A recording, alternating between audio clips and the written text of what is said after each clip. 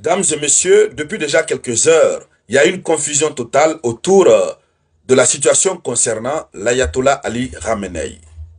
Alors, pendant que plusieurs médias de l'Occident annoncent et en mettant au conditionnel que l'ayatollah Ali Khamenei aurait été envoyé au repos éternel lors de la frappe sur sa résidence, pendant ce moment, des sources iraniennes contredisent carrément ce fait.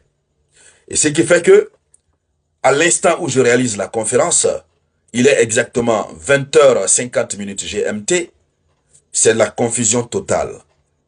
C'est la confusion totale. On ne sait plus quelle est la vraie situation. Analysons les déclarations faites par les médias occidentaux et les déclarations faites par les sources iraniennes. D'abord, lorsque nous prenons la déclaration faite par les sources iraniennes, selon le média Al-Mayadin, qui dit que les proches du chef suprême iranien ont été envoyés au repos éternel. Ses proches. Et que ses proches sont partis.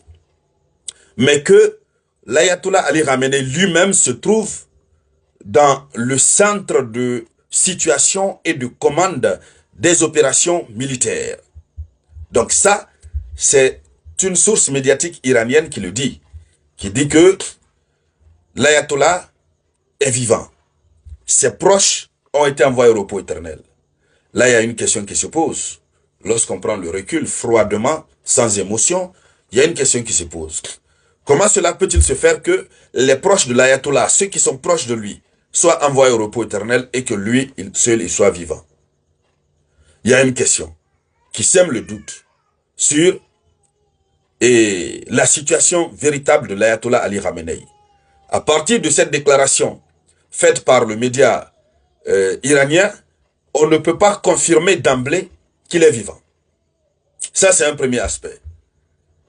Mais dans un second temps, on a vu beaucoup de citoyens iraniens qui sont descendus dans les rues.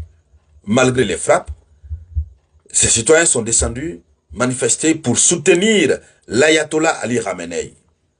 À partir de là aussi, une autre question se pose.